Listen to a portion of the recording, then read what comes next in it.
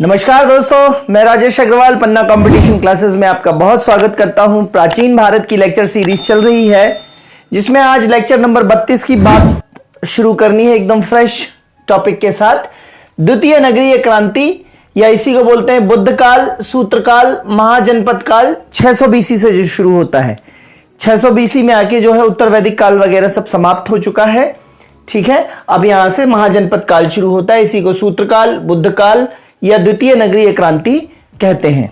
ठीक है, इसके पहले वाला लेक्चर नंबर 31 में मैंने आपको 8 विवाह तथा 16 संस्कार बताए हैं। दोस्तों वहां पे मैं आपको 16 संस्कारों का ट्रिक देना भूल गया था, तो यहां इस लेक्चर में 16 संस्कारों का क्रम से जो है ट्रिक देख लीजिए आप।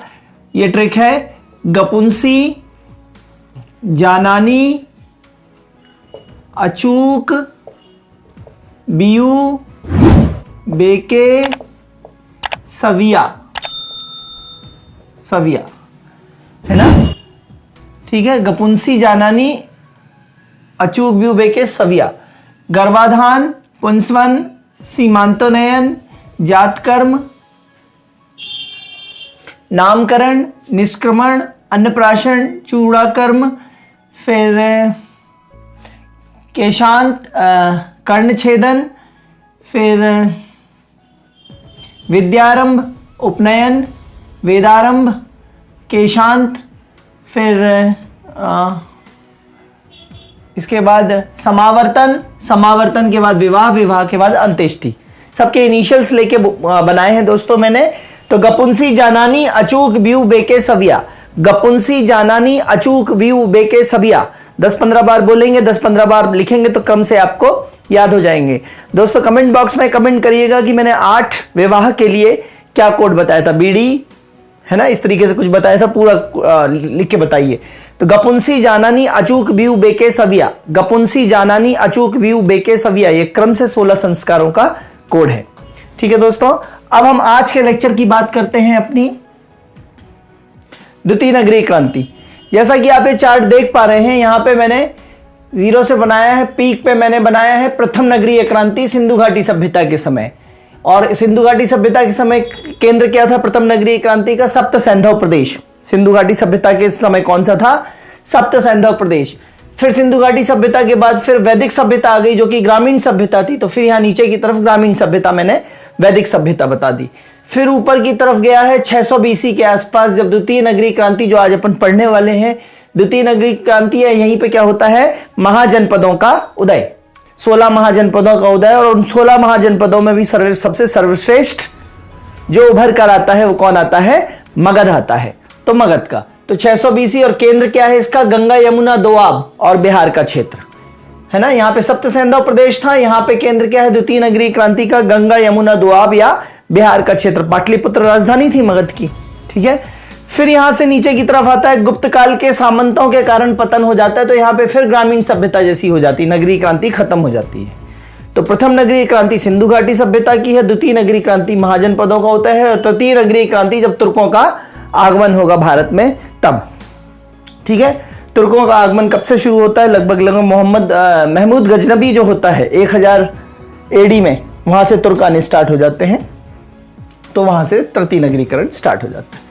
तो मेरे ख्याल से आपको बात अच्छे से समझ में आई होगी। सिंधु घाटी सभ्यता नगरीकरण, फिर ग्रामीण सभ्यता थी वैदिक सभ्यता, फिर महाजनपदों का उदय, शहरीकरण, फिर वहां गुप्त काल में सामंत के कारण जो पतन वाली स्टेज होती है वो भी ग्रामीण में चली जाती है। तो इस तरीके से प्रथम नगरीय क्रांति सिंधु घाटी सभ्यता, द्वितीय नगरीय क्रांति महाजनपदों का होता है, तृतीय नगरीय क्रांति तुर्कों का आगमन। क्लियर है दोस्तों बात? बहुत बेसिक कंसेप्ट है, ध्यान रखेंगे। फिर नगरीय क्रांति शब्द का सर्वप्रथम प्रयोग किसने किया है? गार्डन चाइल्ड ने किया है अपनी पुस्तक दी अर्बन रेवोल्यूशन में। पहले भी बता चुका हूं मैं हड़प्पा संस्कृति पढ़ाने के दौरान। यदि आपने पुराने लेक्चर ना देखे हों तो एसेंशियली आवश्यक रूप से उन्हें जाके देखिए दोस्तों, बहुत आपकी मदद करने वाले हैं वो। तो नगरीय क्रांति शब्द का सर्वप्रथम प्रयोग किसने किया है? गार्डन चाइल्ड ने किया है, और अपनी पुस्तक, उनकी पुस्तक कौन सी है? Urban revolution. ठीक है, फिर उन्होंने नगरीकरण के प्रमुख तत्वों में, गार्डन चाइल्ड ने जो है वो नगरीकरण के प्रमुख तत्वों में किसे किसे माना है? शासक वर्ग का उदय होना, मुद्रा का प्रचलन होना, व्यापार वाणिज्य का विकास होना, लेखन और शिल्पकला का विकास होना, सुव्यवस्थित कर व्यवस्था होगी, सुव्यवस्थित कर व्यवस्था होगी तो अधिशेष उत्पादन जो है वो राजा के हाथों में पहुंचेगा, है ना, और एक व्यवस्थित कर लेगा, अधिशेष उत्पादन का राजा अपने यहाँ टैक्स लेगा।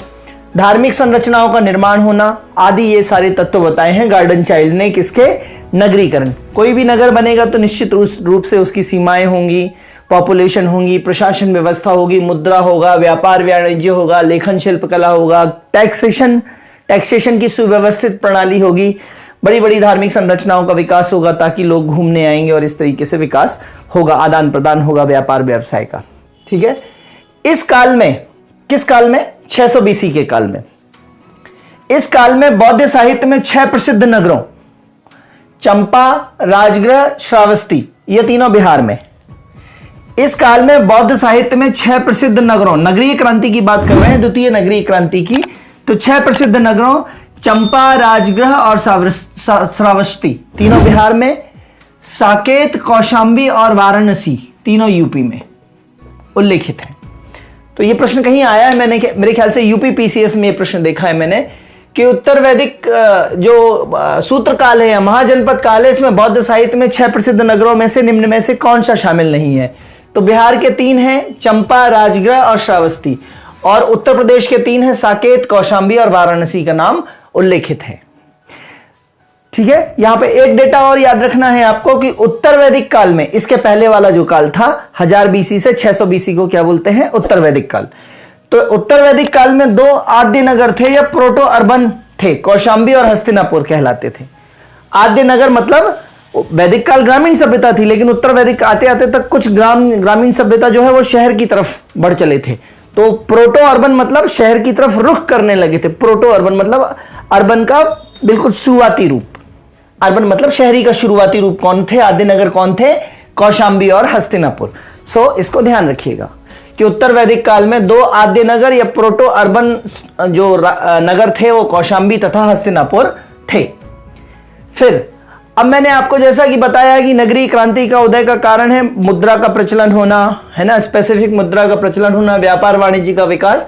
तो थोड़ा थोड़ा इस पे अपन चर्चा कर लेते हैं। मुद्रा का प्रचलन में सबसे बड़ी बात जो उस समय फेमस हुई थी वो थी आहत मुद्रा, पंच्ड मार्क्ड कॉइन। कोई भी मुद्रा है, मुद्रा जो है वो गलित अवस्था में है, गर्म अवस्था में है, तो उसमें किसी पेड़, जानवर, मछली, है ना, पौधे, इसकी इस तरीके से ठप्पा मार देंगे। ठप्पा मार देंगे तो वो क्या है, वो उसमें उकेर जाएगी वो, है ना, उसको बोलते हैं आहत करना, मारना, ठप्पा मारना। इंग्लिश में क्या बोलते हैं, पंच करना। ठीक है, तो इस तरीके से तो आहत मुद्रा या पंच्ड मार्क कॉइन्स। सिक्कों का प्रचलन भारतीय उपमहाद्वीप में सर्वप्रथम 5वीं शताब्दी BC में हुआ। 5वीं 600 के बाद 5वीं शताब्दी BC में हुआ। पेड़ पौधे, मछली, जानवर, पेड़ भी है इसमें शामिल, तो पेड़ पौधे, मछली, जानवरों की आकृति के छापे मार्कर बनाने के कारण इन्हें क्या कहते थे, आहत सिक्के या पंच्ड मार्क्ड कॉइन्स कहते थे। और ये सिक्के मुख्यतः चांदी के होते थे। जो आहत सिक्के होते थे ये मुख्यतः चांदी के होते थे, इनमें से कुछ तांबे के भी होते थे, लेकिन आहत सिक्के सोने के नहीं होते थे, ये ध्यान दीजिएगा। तो मुख्यतः चांदी के, कुछ आहत सिक्के जो हैं वो तांबे के भी होते थे। ठीक है, और बौद्ध साहित्य में आहत सिक्कों को क्या कहा गया है, काशार्पण। आया हुआ प्रश्न है दोस्तों ये। बौद्ध साहित्य में आहत सिक्कों को काशार्पण कहा गया है या कहापण कहा गया है। ठीक है, सरदार जो अपने सरदार भाई लोग होते हैं वो कैसे बोलते हैं, पैसे को क्या बोलते हैं, पहे। पैसे को क्या बोलते हैं, वो पहे। तो काशार्पण को क्या बोलेंगे, वो कहापण। काशार्पण को कहापण। तो काशार्पण या कहापण कहा गया है। और चांदी का सिक्का जो था वो 180 ग्रेन का था। चांदी का कितना था, 180 ग्रेन का, और तांबे का 146 ग्रेन का था। काशार्पण जो चांदी के होते थे वो 180 ग्रेन के होते थे और तांबे का 146 ग्रेन का था। और सिक्कों की स्टडी के साइंस को क्या कहते हैं दोस्तों, न्यूमिज्मेटिक्स। न्यूमिज्मेटिक्स। ठीक है, इसका स्क्रीनशॉट ले लीजिए दोस्तों, स्क्रीनशॉट ले लीजिए नोट्स के लिए आपके। तो सिक्कों के अध्ययन को कौन सी साइंस बोलते हैं, न्यूमिज्मेटिक्स। न्यूमिज्मेटिक्स। ठीक है, फिर व्यापार वाणिज्य की बात करेंगे तो वाराणसी जो था सबसे बड़ा व्यापारिक केंद्र था। नगरों का विकास हुआ, सिक्के आए तो व्यापार का भी विकास होगा।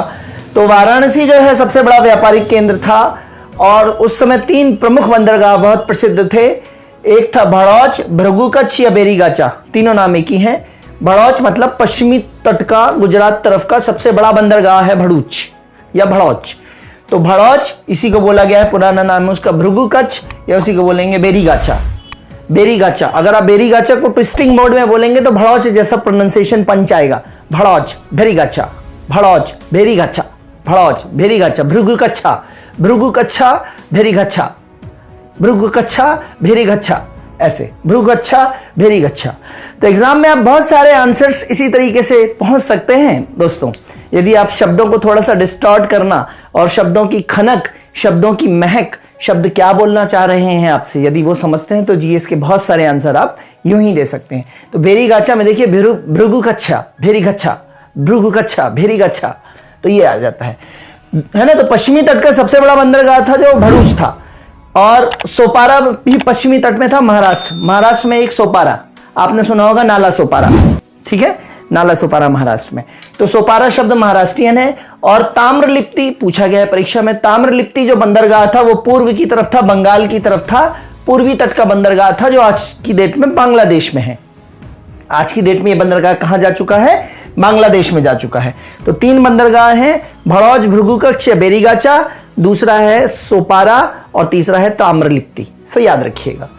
फिर बौद्ध पुस्तक बाबेरू जातक, ये प्रश्न पूछा गया है, बाबेरू जातक किस साहित्य की पुस्तक है? बौद्ध की। तो बौद्ध पुस्तक बाबेरू जातक में मध्य एशिया को जो निर्यातित चीजें थीं उसमें मोरों और कौओं का उल्लेख है। बौद्ध पुस्तक जो बाबेरू जातक है उसमें मध्य एशिया को जो चीजें भारत से निर्यातित की जाती थीं उनमें मोरों और कौओं का विशेष उल्लेख है। निर्यातित की जाने वाली चीजों में मोरों और कौओं का विशेष उल्लेख है। तो प्रश्न पूछा जा सकता है दोस्तों, ठीक है। अब इसी में और आगे बात करते हैं। इसी बाबेरू जातक में श्रेणी का उल्लेख है। व्यापार वाणिज्य में ही बाबेरू जातक का उल्लेख है, बाबेरू जातक में ही व्यापार वाणिज्य का उल्लेख है और बाबेरी जातक में ही श्रेणी का उल्लेख है। अब श्रेणी संगठन, पिछली परीक्षाओं में यहां से बहुत प्रश्न देखे गए हैं। श्रेणी संगठन सर्वप्रथम इसी काल में मतलब महाजनपद काल में, सर्वप्रथम इसी काल में व्यापारियों की श्रेणी तथा श्रेणी धर्म का उल्लेख मिलता है। व्यापारियों की श्रेणी और श्रेणी धर्म का उल्लेख मिलता है सर्वप्रथम किस काल में? महाजनपद काल में। एक ही प्रकार का कार्य करने वाले व्यापारियों का समूह जो कहलाता था वो श्रेणी। सपोज धातु कर्म का काम करते हैं तो वो लोहार की श्रेणी हो गई, है ना। एग्जाम्पल, अनाज से तेल निकालने वाले व्यापारी। तो अनाज से तेल निकालने वाले व्यापारी मतलब जितनी भी तेल मिल्स के लोग होते हैं, जैसे आज की डेट में हम बोल सकते हैं हमारे यहाँ का साहू समाज, ठीक है। तो इस तरीके से, है ना। या जो सोनी है तो सोनी जो है वो सुनार समाज जो है वो जैसे कि धातुओं का काम करता है, सोना चांदी, इस तरीके से। तो एक ही प्रकार का कार्य करने वाले व्यापारियों की कैटेगरी को क्या बोलते थे? श्रेणी, ठीक है। बढ़ई, लोहार, चर्मकार, कुंभकार आदि श्रेणियों का उल्लेख मिलता है। बढ़ई, लोहार, चर्मकार, कुंभकार आदि श्रेणियों का उल्लेख मिलता है। श्रेणी का प्रमुख जो कहलाता था, एक पर्टिकुलर जो व्यापारियों की कैटेगरी होती थी उस श्रेणी का प्रमुख कहलाता था श्रेष्ठी या श्रेष्ठिन, या साउथ में उसको बोलते हैं शेट्टी। बौद्ध ग्रंथों में भी शेट्टी बोला गया है। सुनील शेट्टी, है ना। और वो कौन सा है जो फिल्म डायरेक्ट करता है गोलमाल, वो लंबा चौड़ा सा बंदा, शेट्टी, ठीक है। तो शेट्टी मतलब व्यापारी, साउथ में व्यापारियों को शेट्टी बोलते हैं। आपने सुना होगा कि अशोक जो है वो पाटलिपुत्र से वापस जब उज्जैन जा रहे थे तो बीच में विदिशा में वो शाम हो गई थी, तो शाम को वो एक श्रेष्ठी या व्यापारी के यहाँ रुके थे और फिर उसकी कन्या से विवाह कर लिया था उन्होंने। ये अशोक के बारे में आपने पढ़ा होगा, ठीक है। तो श्रेणी का प्रमुख जो है वो श्रेष्ठी, श्रेष्ठिन या शेट्टी कहलाता था। अब सार्थवा, ये आया है पीएससी, मेरे ख्याल से एमपीपीएससी 2016 या 17 में ये प्रश्न आया है। सार्थवा आयात निर्यात करने वाले व्यापारी जो ऊंटों और घोड़ों का काफिला बनाकर चलते थे उनको सार्थवाह कहते थे। आयात निर्यात करने वाले व्यापारी जो ऊंटों और घोड़ों को साथ में लेकर काफिले में चलते थे उनको बोलते थे सार्थवाह।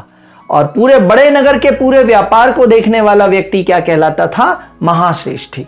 बहुत बड़े नगर के पूरे व्यापार को देखने वाला मतलब व्यापार मंडल का अध्यक्ष मान लीजिए उसको। आज की डेट में व्यापार मंडल का अध्यक्ष जो है महाश्रेष्ठी कहलाता था।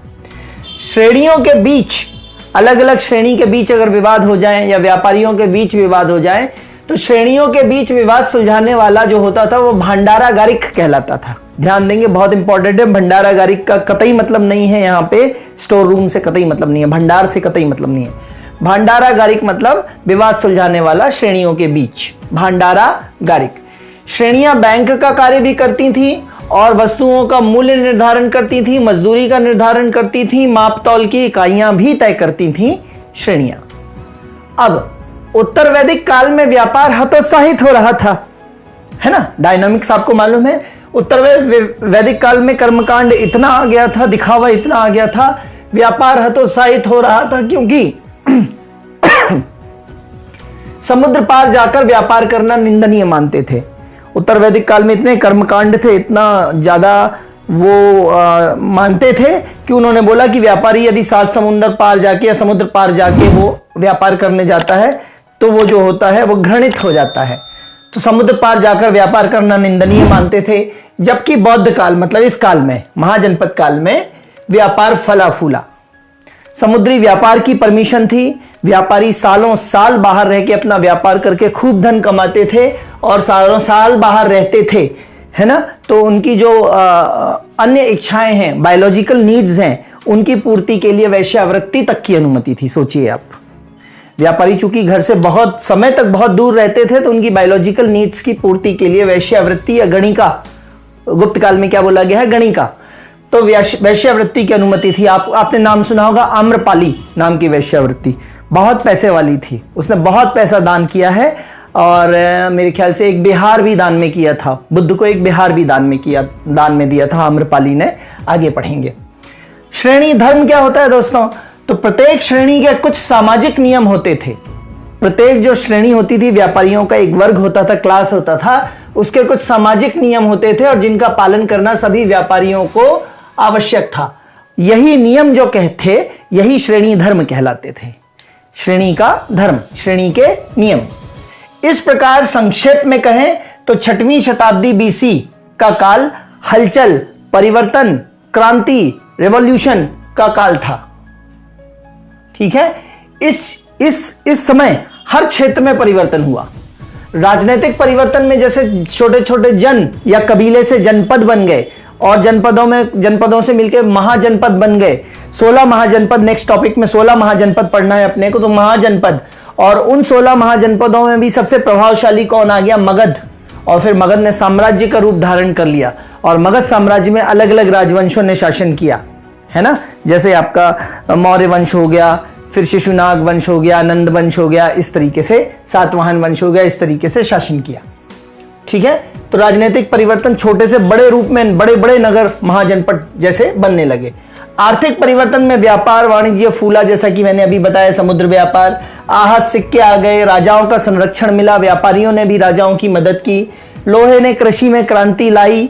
और 2 स्पेसिफिक बात याद रखनी है, धान की रोपणी पद्धति ने धान की पैदावार को बहुत बढ़ा दिया। और आपको मालूम होना चाहिए कि धान जो होता है उसका जो मांड होता है वो शुक्राणु बनने में बहुत मदद करता है, जिससे जनसंख्या बढ़ी और जनसंख्या बढ़ी तो सेना बढ़ी और सेना बढ़ी तो फिर अशोक ने अपना शासन फैलाया उस सेना से। ठीक है। तो धान की रोपणी पद्धति ने धान की अथाह पैदावार की। कृषि पंचांग ने कृषि पंचांग के कारण चीजों का अनुमान लगाया जा सकता था, कृषि की डेट्स वगैरह तय थी, कृषि के नियम तय थे। तो कृषि पंचांग ने कृषि और व्यापार दोनों का विकास किया। सांस्कृतिक परिवर्तन में क्या हुआ, वैदिक कर्मकांडों से लोग परेशान हो चुके थे, त्राहिमाम कर रहे थे, इतने कर्मकांड हो गए थे, इतने पशु बलि वगैरह होती थी, इतना खर्चा होता था, ये सारे कठिन कठिन उच्चारण थे संस्कृत के। तो वैदिक कर्मकांडों के विरुद्ध आवाज लोगों ने उठानी शुरू कर दी थी। बौद्ध और जैन धर्म की उत्पत्ति हुई थी, क्योंकि बौद्ध ने पाली और जैन ने प्राकृत भाषा में, आसान भाषाएं हैं, हिंदी के करीब भाषाएं हैं, तो इनमें साधारण भाषा में लोगों को अच्छाई बुराई बताना शुरू किया, तो इनका प्रचलन होने लगा। ठीक है। तो ये सांस्कृतिक परिवर्तन हुआ। सामाजिक परिवर्तन में मैंने आपको बताया कि महिलाओं की दशा खराब होने लगी, अगर वैश्यावृत्ति के रूप में देखें तो वैश्यावृत्ति पनपी। वर्ण व्यवस्था थी इसके पहले तक, अब वर्ण व्यवस्था के आगे जाति प्रथा जैसी चीज आ गई, अछूत की अवधारणा भी यहां से पैदा होने लगी। ठीक है दोस्तों। तो इस प्रकार से यह द्वितीय नगरीय क्रांति, जिसको बुद्ध काल, सूत्रकाल, महाजनपद काल 600 BC की शुरुआत अपन यहां पे करते हैं। अब इसमें अपन आगे जो पढ़ेंगे राजनीतिक परिवर्तन में अपन सबसे पहले पढ़ेंगे 16 महाजनपदों का उदय। 16 महाजनपदों के उदय में फिर अपन उसमें से एक महाजनपद को बहुत बड़ा बना के बताएंगे जिसको मगध बोलेंगे, और मगध में फिर राजवंशों का क्रम पढ़ेंगे। हसीन माशुका, हर्यक वंश, शिशुनाग वंश, नंद वंश, मौर्य वंश, है ना, फिर कर्ण, कुषाण वंश, इस तरीके से जो भी है, सातवाहन वंश इस तरीके से पढ़ेंगे। कुषाण नहीं, सातवाहन वंश इस तरीके से पढ़ेंगे। और फिर इसी के पैरेलल चंद्रगुप्त के समय, मतलब मौर्य वंश के समय, चंद्रगुप्त के समय ही वहां पे सबसे पहले ईरानी आक्रमण कराएंगे। ईरान मतलब फारस बोलेंगे तो फारसी आक्रमण कराएंगे, और उसी को हखामनी वंश भी बोलते हैं। ईरान के वंश को क्या बोलते हैं? हखामनी वंश या फारस वंश। ईरान, हखामनी, फारस, इनका एक ही चीज है ये। इनका आक्रमण कराएंगे और इनका आक्रमण असफल होगा तो फिर सिकंदर का आक्रमण कराएंगे, और सिकंदर के आक्रमण के बाद फिर अपन वापस से मौर्यों को कंटिन्यू करते हुए और फिर वहां पे मौर्यों का पतन कराते हुए अपने इतिहास को आगे बढ़ाएंगे। तो आशा है दोस्तों आपको टाइमलाइन बहुत क्लियर समझ में आ रही होगी। लेक्चर को लाइक, सब्सक्राइब, शेयर आप कर ही रहे हैं, और अच्छा देखिए, उसको एंजॉय कीजिए, बहुत मजा आने वाला है। ठीक है, अगले लेक्चर में कल फिर मुलाकात होगी। तब तक के लिए धन्यवाद, गुड बाय, जय हिंद दोस्तों।